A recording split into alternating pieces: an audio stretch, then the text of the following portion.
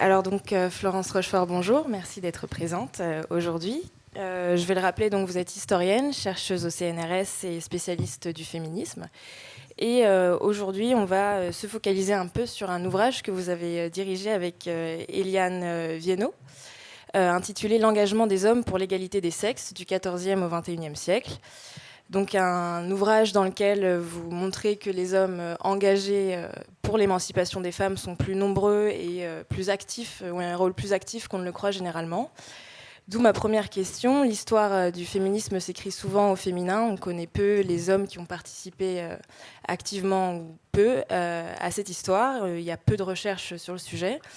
Comment est-ce que vous expliquez qu'on s'empare si peu de ce sujet dans l'historiographie, et est-ce que c'est la raison pour laquelle vous avez décidé de diriger cet ouvrage ?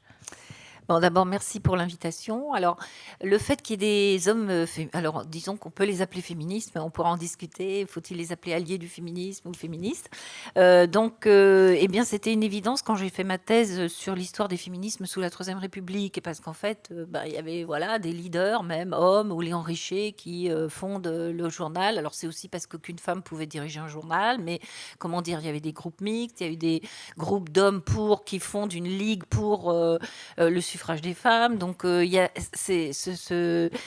des raisons assez objectives pour désigner ces hommes comme partisans de l'égalité des sexes ou de les désigner comme féministes.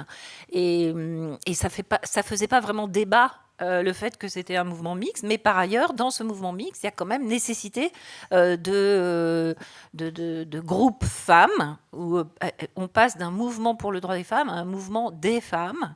Et puis, on retrouve aussi dans leur rapport à la mémoire, à l'histoire, le besoin d'aller chercher quelques grandes personnalités féministes masculines.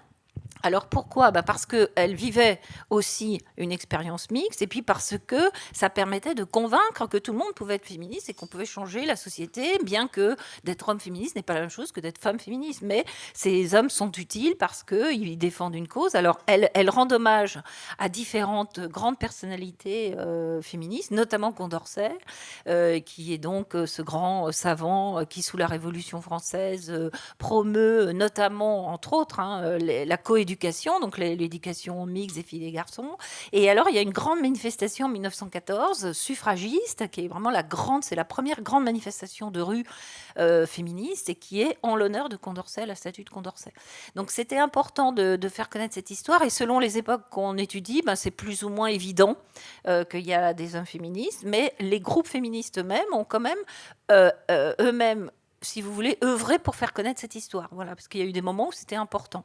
Mais par ailleurs, quand on rentre dans l'histoire de la mobilisation féministe, il y a aussi des débats. Par exemple, Léon Richer, dont on peut tout à fait saluer le féminisme, le courage, etc. Il est quand même contesté dans sa façon, parce qu'il a une façon de parler des femmes, pour revendiquer évidemment l'égalité, mais il dit toujours pourquoi les femmes ont peur. Comme lui est très anticlérical, il pense toujours que, évidemment, les femmes sont comme soupçonnées toujours de cléricalisme. Donc il a une façon de parler des femmes qui n'est pas du tout la même que ses collègues, qui, elles, n'ont pas du tout, cherchent à convaincre les femmes, à les rallier, et pas à les houspiller parce qu'elles seraient plus chrétiennes que les hommes. Et donc, il y a des décalages, il y a des conflits, et puis voilà, encore aujourd'hui, il y a aussi des conflits sur le statut, la place, l'action. Mais comme historienne, ça me semble important d'aller voir vraiment qu'est-ce qu'ils ont fait, qu'est-ce qu'ils ont écrit, quelles sont les actions, pourquoi on peut vraiment les dénommer féministes, mais ça n'était pas forcément les significatifs par rapport. Voilà, il reste néanmoins singulier, on va dire, dans cette histoire. Mais après, peut-être ça paraît moins aujourd'hui, mais ces hommes étaient aussi des relais, puisque de toute façon, les femmes n'avaient accès aucun poste de pouvoir, et c'est encore le cas dans les médias notamment, eh bien, voilà, il faut des hommes relais aussi. C'est-à-dire que il y a une utilité, une fonction aussi spéciale de ces hommes féministes. Et puis, il y a des grands philosophes qui ont pensé l'égalité, Poulain de la Barre, voilà, et qui ont laissé des œuvres majeures sur lesquelles on peut aussi réfléchir aujourd'hui. Et donc, dans votre ouvrage, vous présentez de nombreuses figures, comme vous le disiez, d'hommes. Il y a par exemple John Stuart Mill en Grande-Bretagne, ou celle de Léopold Lacour pendant la Belle Époque. Pardon. Et en fait, la question de leur engagement, ça soulève un peu un paradoxe, puisque ces hommes appartiennent à l'époque et encore aujourd'hui à un groupe dominant, et donc doivent remettre en quelque sorte un peu en cause leurs privilèges. Et je me demande qui sont ces hommes qui sont prêts à perdre leurs privilèges, et à quelles conditions en fait se fait leur engagement. Alors, c'est très difficile de répondre en général, il faudrait quand même prendre un petit peu au cas par cas, mais souvent, on trouve quand même un lien particulier aux femmes de leur entourage. John Stuart Mill, c'est sa liaison très forte avec Harriet Taylor, qui était sa compagne. Ensuite, ils ont pu se marier une fois qu'elle est devenue veuve. Et on dit d'ailleurs aujourd'hui... Et il le dit dans ses mémoires, que tout ce qu'il a écrit sur les femmes, c'est aussi quelque chose qu'il a pensé et conçu avec Harriet Taylor. Et elle avait écrit quelques articles. Donc, bon, il y a déjà cette collaboration. De même Condorcet, on retrouve Sophie Condorcet, avec qui il a un lien. Donc, on retrouve, en fait, on peut dire, des vécus de couple. Un autre féministe sous la Troisième République, René Viviani, lui, c'est par sa mère. Et il le dit. Alors, il écrit, ça, c'est pas nous qui inventons, on retrouve, si vous voulez, mais c'est intéressant de voir qu'il y a quand même un vécu particulier. Donc René Viviani, sa mère était féministe, elle l'emmenait dans les groupes féministes et il est resté fidèle à sa mère. Léon Richer, lui, sa mère n'était pas féministe, mais elle devient veuve très jeune. Et lui voit tous les obstacles. Il est traumatisé en fait par l'inégalité des sexes, le code civil. Donc après toute sa vie, il va vouloir changer le code civil et il en fait vraiment l'action majoritaire parce qu'il a été clerc de notaire et il voit déjà toutes des situations très concrètes. Et moi, je crois que c'est très important de raconter ces histoires très particulières. Voilà, d'aller aussi dans. Alors après, on peut n'étudier que leurs textes et leurs actions. Je crois que la vie privée, c'est vraiment très important aussi pour comprendre les motivations. Maintenant, sont-ils prêts à renoncer à tous leurs privilèges? Non, la réponse est non. Et que c'est pas du tout si simple. Donc, je l'ai dit sur Léon Richer, dans les relations, dans ces groupes mixtes sur le leadership. René Viviani, il prend aussi des positions, puis il évolue aussi vers une position beaucoup moins féministe. Léopold Lacour, passionnant parce qu'il défend vraiment l'émancipation sexuelle. Donc, lui, il propose l'humanisme intégral. Alors, évidemment, c'est une très belle utopie, mais est-ce que ça efface pas aussi le féminisme? C'est-à-dire qu'il le fait rentrer dans sa propre utopie. Et pourquoi pas, si vous voulez. Mais ce qu'on peut voir, c'est des tensions. Voilà, c'est des paradoxes, mais il ne faut pas non plus avoir peur dans l'histoire des paradoxes, des conflits, des tensions. C'est ce qui fait l'histoire des idées, l'histoire des mouvements, l'histoire des mobilisations. Mais effectivement, on va retrouver ces distinctions femmes-hommes qui sont conflictuelles parce qu'elles sont conflictuelles dans la société et que donc dans le militantisme, et puis très rapidement, voilà, d'abord Léopold Lacour, il va finalement pas rester très féministe longtemps, donc il l'est à un moment donné, et puis peut-être que son utopie d'harmonie sexuelle est plus importante pour lui que véritablement l'égalité des sexes voilà. Donc il y a aussi quelquefois cette distorsion entre l'objectif, disons, très général et la place qu'on va accorder ensuite aux mobilisations des femmes. Et donc, au-delà des textes que ces hommes ont pu écrire, c'est un engagement aussi qui se fait souvent à l'Assemblée ou politique. Et donc, on peut peut-être même se dire qu'on n'aurait pas pu faire sans ces hommes. Est-ce que vous avez un exemple un peu pour nous raconter une histoire d'un homme qui a peut-être changé les choses en France ou ailleurs? Oui, René Viviani c'en est un exemple parce qu'il a œuvré pour l'entrée des femmes aux Beaux-Arts, pour l'accès des femmes à la profession d'avocat, avec tout ce débat si on dit avocat, avocate, femme avocat, avocate. Il fallait qu'elle se batte pour qu'on dise avocat, donc il y avait déjà ce débat-là. Ça, c'est en 1900. On peut parler de Lucien Neuwirth qui a œuvré pour que la loi de 1967 qui autorise la contraception. Mais d'un autre côté, si on dit qu'il n'y a que Neuwirth qui a œuvré pour ça, on oublie qu'il y a toute une mobilisation féministe de 50 ans et toute une mobilisation collective. Donc il faut aussi se méfier un petit peu. Mais néanmoins, c'était extrêmement courageux et pas du tout si évident que cet homme gaulliste de droite prenne fait et cause pour la contraception. Ceci dit, ça concerne la sexualité hétérosexuelle et pas juste les femmes, même si les femmes disent bien sûr que ça les concerne en premier lieu. Donc voilà, c'est quand même des relais très importants. Et puis alors, dans le livre dont vous parliez, il y a cet exemple du Parti féministe suédois en 2010. Donc c'est vraiment intéressant parce que là, c'est un parti qui est mixte, qui d'ailleurs va être financé, parce que je vous dis, il faut chercher pourquoi on les nomme féministes. Ben, c'est aussi des actions très concrètes. Ben là, c'est mécéné par un homme. Et ils ont très conscience que dans les rapports, même dans le militantisme, et même en étant d'accord sur les options, le rapport homme-femme peut de nouveau se rejouer en hiérarchie et inégalité. Donc, ils font une action volontaire pour que ce soit les femmes qui soient leaders et qui puissent être présentées notamment. C'était un parti qui, d'ailleurs, a eu un certain succès électoral à un moment donné. Donc, c'était là aussi un exemple très concret d'action sur l'engagement des hommes pour l'égalité des sexes. Très bien. Et dernière question, donc ce livre couvre une histoire extrêmement large, du XIVe siècle, fin du Moyen Âge à nos jours. Est-ce que vous avez perçu une sorte d'évolution dans la manière dont ces hommes s'engagent et dans leur rapport à tous les mouvements féministes qu'ils ont côtoyés ?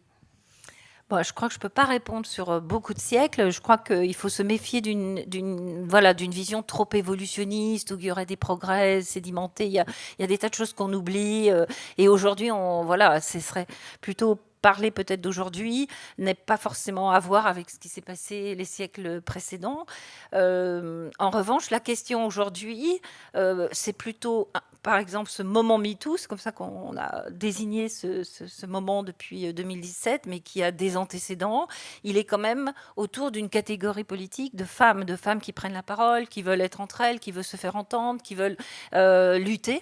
Et en même temps, donc, quelle va être la place des hommes dans ce type de mouvement, par exemple ? D'autres moments, ça va être une lutte mixte, par exemple le MLAC, le mouvement pour la libération de l'avortement et contraception en 1973, et un mouvement où c'est évident que, puisque c'est un mouvement qui rassemble des partis politiques, des syndicats, des médecins, là il y a une mixité qui est presque évidente et un peu effacée après où on dit que tout était non mixte. Non, le MLAC c'était un mouvement mixte.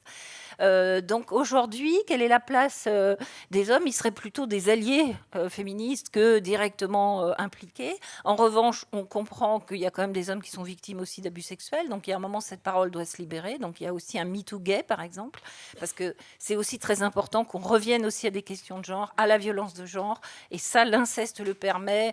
Et il faut que cette parole se libère aussi. Voilà, mais il faut trouver un positionnement. Enfin, en tout cas, la question se pose d'un positionnement où on voit dans les manifs, par exemple, elle est demain, la grande manifestation, elle a lieu chaque année, il y a eu quand même pas mal d'hommes et de jeunes garçons qui étaient à la manif.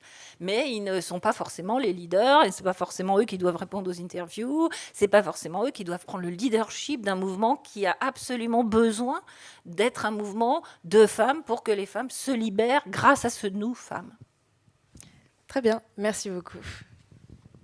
Est-ce qu'il y a des questions dans le public ? Peut-être. Non. Est-ce que vous vous dites féministe, vous, messieurs ?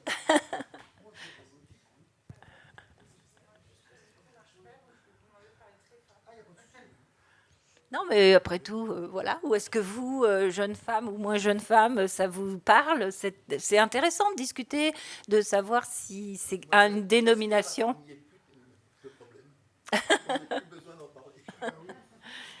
Mais...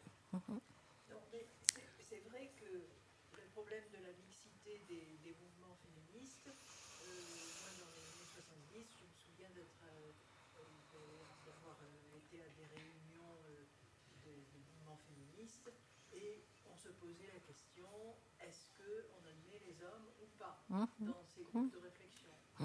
Donc c'est pas d'aujourd'hui. Bien sûr.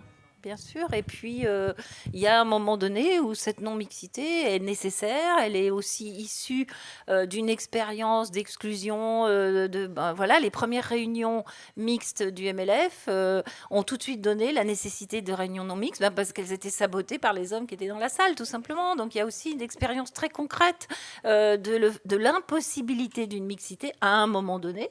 à cause des antiféministes. C'est pas seulement parce que c'était des hommes, mais c'était des hommes de gauche ou d'extrême gauche, mais qui ne voulaient pas que les femmes se mettent ensemble pour parler, ou tout simplement que les femmes parlent des femmes et des problèmes de femmes dont on disait c'est des problèmes de bonnes femmes. Donc là, il y a aussi des nécessités historiques à un moment donné selon des situations concrètes. Et je pense qu'on peut tout à fait avoir à la fois des mobilisations non mixtes et qui s'allient par moments dans les manifestations. Et si vous regardez les photos des années 70, vous verrez qu'il y a des hommes dans les manifestations. Donc voilà, simplement, il faut avoir cette souplesse de comprendre qu'il y a des synergies et il y a aussi des moments de non-mixité, des moments de mixité.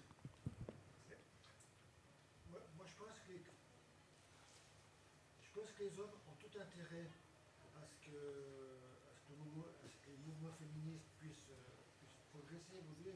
Et comme dit mon professeur de Bourg, qu'à un moment donné, on n'en parle plus, dans le sens qu'il y a tellement de pression, à contrario, ça a été évoqué ces derniers jours, sur la condition masculine, qu'en résolvant la question du féminisme, on va aussi résoudre cette question de pression masculine. Quelque part, c'est un jeu gagnant-gagnant si on y arrive. Oui, mais comme énormément de gens pensent le contraire, et que contraire, il y a toujours la perception d'une parole des femmes comme un danger contre la masculinité, et donc la volonté d'ériger une masculinité encore plus, voilà, c'est ce qu'on appelle le masculinisme aujourd'hui, militant, dont on a vu les effets aux États-Unis aujourd'hui pour la suppression de l'avortement au plan fédéral, et toute l'extrême droite s'empare de cette, disons, valorisation d'une masculinité dominante. Donc oui, mais je pense qu'il y a un petit danger à dire il faut que ça disparaisse, parce qu'en fait, à chaque étape, vous me demandez sur l'évolution sur les siècles, à chaque étape d'acquis, de nouvelles contradictions se présentent. Et puis maintenant, on raisonne bien plus au niveau planétaire. Et aujourd'hui, voilà, nos cœurs battent pour les Iraniennes, pour les Afghanes, et pour toutes sortes de, disons, aussi de causes disons, mondiales, et qu'on voit bien qu'on ne peut pas être dans l'idée simplement d'un progrès. Il y a certains acquis dans certains endroits, on voit qu'ils sont fragiles. On voit que même dans des pays démocratiques, sans qu'il y ait eu de coup d'État, il y a recul des droits des femmes. Donc voilà, la démocratie est capable aussi d'agir contre elle-même. Et que du coup, le masculinisme devient un argument politique pour, disons, galvaniser les foules. Donc il y a une vraie réflexion sur comment faire comprendre que c'est un choix politique.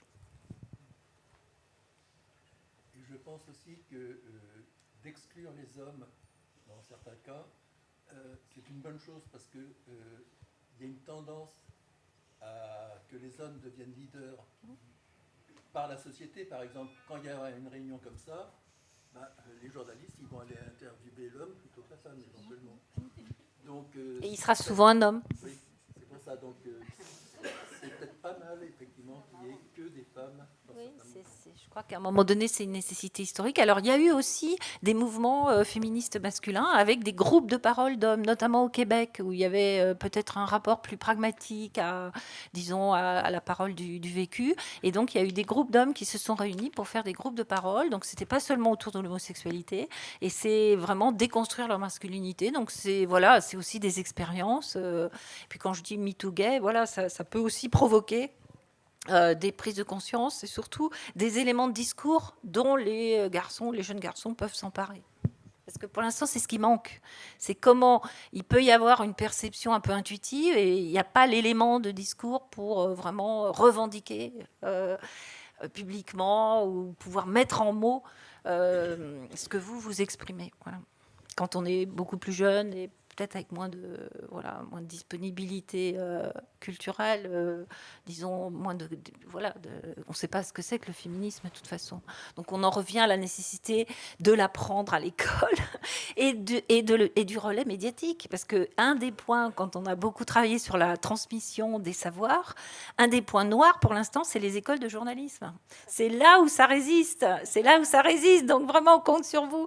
Parce qu'il y a un endroit où on ne pouvait jamais, par exemple, intervenir et c'est voilà, ça a été c'est des bastions qui résistent pas mal à la connaissance sur les études de genre. Et à un moment donné, j'ai dirigé un institut de promotion des études de genre, donc c'était vraiment pluridisciplinaire. Et on n'arrivait pas à franchir ou à faire venir les écoles de journalisme. Donc, à bon entendeur, salut. Mais c'est là, vous êtes la preuve du contraire, c'est très bien. Mais c'est pas simple, et les femmes journalistes ont pris la parole, voilà, pour dire à quel point c'était un milieu difficile. Très machiste, voilà, beaucoup de harcèlement et beaucoup de boulot à faire pour pouvoir faire son métier correctement. C'est très intéressant que vous évoquiez la question, et vous avez raison, mais les choses bougent. Oui, bien sûr. Et vous voyez à quel point nous attendons d'ici une dizaine de jours Isabelle Germain qui va Oui, formidable. chez nous, voilà, donc, Qui a été pionnière dans l'association des femmes journalistes. Voilà, absolument. Et par ailleurs, il y a tout un sujet dont la conférence des écoles de journalisme s'est emparée il y a déjà plusieurs années, autour de l'égalité et de la lutte contre les discriminations. Nous avons maintenant une cellule, une mission permanente autour de ces questions-là. Et toutes les écoles, et la grande majorité d'entre elles l'ont fait pour le moment, mais, à ce jour, voilà, ont mis en place des chartes, des référents ou des référentes. Enfin, voilà. Je pense que mes étudiants et mes étudiantes en parleraient mieux que moi, parce que je ne veux pas avoir l'air d'être celui qui dit que tout va bien. Je fais plutôt partie de ces gens qui pensent que un pas après l'autre, et puis surtout qu'il ne faut jamais se relâcher de faire un pas en avant, parce que rien n'est jamais acquis. Mais voilà, Salomé, si tu veux donner ton point de vue, n'hésite pas. Mais je suis complètement d'accord avec toi. On a du taf, mais Trop. on a du travail et je le ressens déjà à l'école et quand je suis sur le terrain. Mais je crois qu'on est une bonne équipe de femmes à vouloir faire changer les choses vraiment. Donc, voilà. Mais de femmes. Ouais. Oui, mais peut-être qu'à un moment, c'est nécessaire justement voilà, d'être un groupe qui peut agir aussi par rapport à une discrimination. Ça n'empêche pas les autres d'être solidaires de cette action-là. Et c'est vrai qu'il y a beaucoup de jeunes journalistes qui nous appellent, qui sont ou stagiaires ou encore à l'école de journalisme. On sent qu'il y a vraiment une envie. Et ce qui m'avait frappé dans les 10 ou 20 dernières années, c'est qu'il y a un manque de connaissances sociologiques. Voilà, il y a des chiffres, il y a besoin toujours de faire la preuve de ce qu'on va avancer. Et en fait, si on ne vous apprend pas un minimum voilà, d'études pluridisciplinaires sur le genre, ben, c'est un peu difficile de se reformer. Et en fait, il faut aller tout le temps chercher l'information ou la connaissance par soi-même en plus de celle qu'on n'a pas apprise. Donc il y a un moment où ça retarde évidemment les effets de médiatisation de nos propres réflexions ou nos propres travaux. Oui, il y a du boulot parce qu'à Sud-Ouest, les éditoriaux, c'est jamais des femmes qui les signent. Alors, merci.